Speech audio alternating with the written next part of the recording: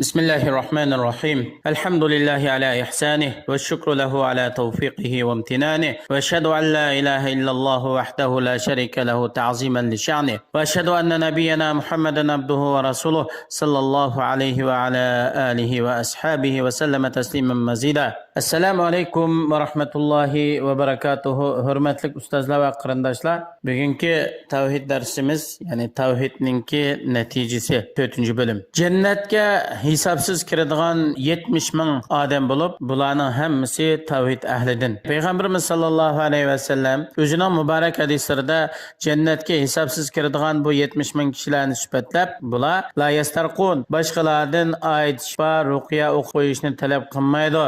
Va la yatatayyarun, bular osmonda uchgan qushlarning sayrishi va uchishiga qarab uningdan yaxshilik yoki yomonlik tilab fal ochmaydi. Va la yaktavun, bular a'zolari kesilsa yoki qon chiqsa, ya'ni bu ya'ni to'mirni qizitib o'tda dog'lamaydi. Va ala robbihim yatavakkalun, ularning asosiy sifati o'z parvardigoriga tavakkul qilguchi. Tavhid bo'lsa musulmon kishi ega bo'lgan narsaning eng qimmatli, eng oliysi hisoblanadi. Allah subhanahu wa ta'ala har qanday odamni tavhidga hidoyat qiladi ekan, bu odam tavhidga mustahkam esilish kerak. Tavhidni buzib o'tadigan yoki tavhidga ta'sir ko'rsatadigan yoki tavhidini kamaytirib o'tadigan har qanday ishlardan o'zini saqlashi lozim bo'ladi. Har qanday odam Allohning g'ayriga iltijo qilib, Allohning g'ayriga tevinib, Allohning g'ayridan bir narsa tilaydi ekan, yoki zoyi mashoyixlar, avliyolarning qabrlarini cho'gilaydi ekan, ulardan barakat tabarruk tilab, yoki shu qabrda yotgan kishilarning haqqida ular uchun mol bo'g'izlaydi ekan, bu odam tavhidning nuri, tavhidning fazilatini ziyon tortgan bo'ldi. Bu adamning qilgan taat ibodatlari qabul qilinmaydi. Bu kishi Qur'oni Karimningki tekstlari bo'yicha va'da qilingan do'zaxda mangu turishdan iborat bo'lgan xorliq azobga duch keladi. Allah subhanahu va taolo Qur'oni Karimda shunday aytadi: A'udhu billahi minash shaytonir rojim. قل إنما أنا بشر مثلكم يوحى إلي أنما إلهكم إله واحد فمن كان يرجو لقاء ربه فليعمل عملا صالحا ولا يشرك بعبادة ربه أحدا. Muhammed sallallohu alayhi va sallam ummatlarga isla, haqiqatan men sizlarga o'xshash bir inson. Menga Alloh tarafdan vahiy qilinadi.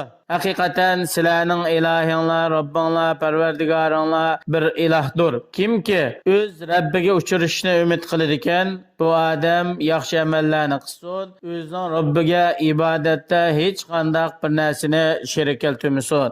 Yani bu nima desa, sog'lom aqida, tavhidda mustahkam turishdan iborat. Ham bu tavhid bo'lsa, Alloh subhanahu va taolo tarafdan bandalarga berilgan eng katta ne'matdir.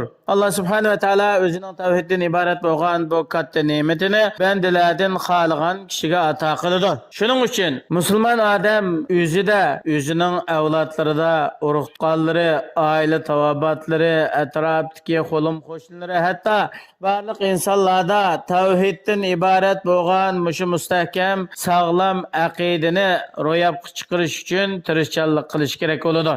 Allah subhanahu va taolaning ato qilgan tavhid ne'matiga shukr qilish nimalardan iborat desa, barliq insonlarni Allohning birligi, Allohning dini, Allohni bir bilishning tarafiga da'vat qilish kerak va shu tavhidning asli asosiga va uning mukammalligiga zid keladigan har qanday ofat, balo, musibatlardan ogoh bo'lish kerak. Tavhid aqidasida mustahkam turishning vositalaridan Alloh subhanahu va taologa har vaqt duo qilish kerak. Allohumma musarrifal qulub sarrif qalbi ala taatik. Allohumma ya musabbital qulub sabbit qalbi ala taatik. Alloh subhanahu va taolodan ey qalblarni o'rguvchi bu Alloh, bizning qalbimizni tavhiddan o'rgatmislar, bizning qalbimizni tavhidda mustahkam qilslar deb har vaqt Allohga duo qilish zarur bo'ladi. Ve shuningdek tavhidga zid keladigan bid'at, xurofotlar, shak, shubhatlar bunday ishlardan inson yiroq turish kerak. Buning aksincha Alloh qilinadigan taat ibodatlarni nihoyatda ko'p qilish kerak. Mayli bu taat ibodat badaniy shaklda bo'ladigan namoz ro'za ibodatlarga o'xshash bo'lsin yoki badaniy moliya shaklda bo'ladigan hajga o'xshash ibodatlardan bo'lsin, qaysi turdagi ibodatlardan bo'lishidan qat'iy nazar Allohga yaqinlashadigan ibodatlarni ixlosmandlik bilan ko'p qilish kerak va yana bu tavhid aqidasida mustahkam turish uchun shar'iy bilimlarni o'rganish kerak. Chunki inson Qur'on hadisda va shar'iy bilimlarida Allohning birligi, Allohningki yakkigani ekanligi, payg'ambar alayhisolamning Allohning haq payg'ambari ekanligini ifodalaydigan turli dalillar bo'ladi. Inson shar'iy ilmlarni o'qigan vaqtida bu dalillarni tushunadi, uning ma'nosiga yetadi. Shuning bilan bu insonda tavhid qimo ziyoda bo'ladi. Shuningdek, agar tavhid aqidasida, tavhid borasida tushunmagan yoki qiyinchilik yo'liqqan bo'lsa, har qanday masalalar bo'lsa, buni haqiqiy muvahhid bo'lgan Rabbani olimlardan so'rash kerak. Chunki Alloh subhanahu va taolo Qur'oni Karimda fasalu ahla zikri in kuntum la ta'lamun. Agar sizlar bilmasanglar, shu biladigan olimlardan so'ranglar deb Qur'oni Karimda Alloh subhanahu va taolo ochiq bayon qilib bergan. Hammalarni tavhid aqidasida mustahkam qilsin. Bizni dunyoda yashagandimi tavhid bilan yashashga, Alloh uchrashgandimi tavhid bilan uchrashishga muyassar qilsin. Tavhidning natijasi nomli darsimiz buning bilan tugadi. Keyingi darsimiz inshaalloh tavhidning fazilati to'g'risida bo'ladi. Ko'rishguncha hammalarni Allohga topshirdim. Assalomu alaykum va rahmatullohi va barakatuh.